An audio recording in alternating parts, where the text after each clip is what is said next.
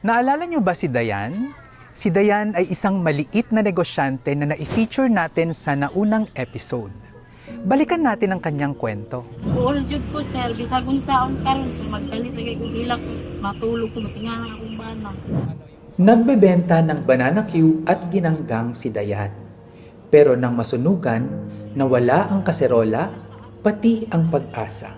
Lisod oy kay mahurot jud tanan imong gamit, dili ka kakuan move on nga kanang tanan imong mga kuan sa imong panimalay nahurot tanan. Sayang kaayo, nasunugan og kalit ba kay nagtinda lagi pud ko ato pero kung naa ko ato nga bahalag nasunog basta ang mga gamit naara. Ngayong araw, muli tayong babalik kay Dayan. Hindi lang para kamustahin siya, kundi para mag-abot ng pag-asa. Inisyal na nating natulungan si Dayan noong una natin siyang nakapanayam. Bumalik ang SEDPI team sa kanya. Dala ang balitang maaaring magsindi ng bagong pag-asa. Maura ning dihatag ni Sir. Ibin nga katong 5,000 nga sa kalibo, di balik-balik ra na ako na, di balik-balik ra sa tinda na ako ani. 3 months na no, gikan sa pagkahitabo. Oh, 3 months na. Pero, di ba katong nagani si Sir Vince, na-remember ni mo nga, niingon siya nga ang video, i-kuhan siya sa social media para makakuha tao mga donation. Oh, Ang katong video ni mo, nakita to siya. Nami ihatag sa imo karon na additional sa paagapay mm.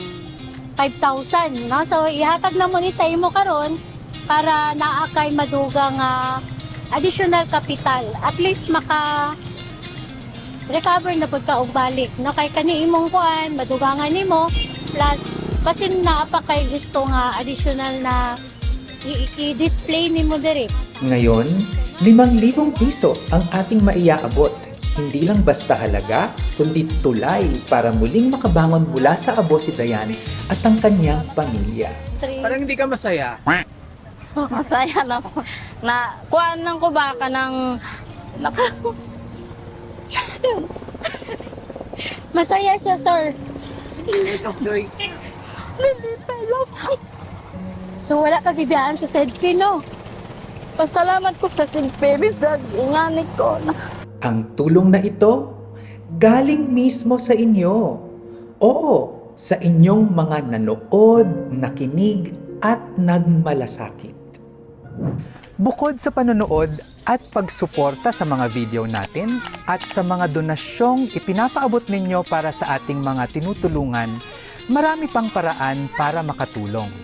Sa panahon ng sakuna, maliliit na negosyante ang unang tinatamaan pero huling natutulungan. Dito pumapasok ang SEDPI Kaagapay, isang programang damayan-based na tumutulong sa mga nano enterprises para maging handa, ligtas at matatag sa gitna ng kalamidad. May 3 paraan para makilahok. Una, SEDPI Kaagapay Advocate. Libre lang.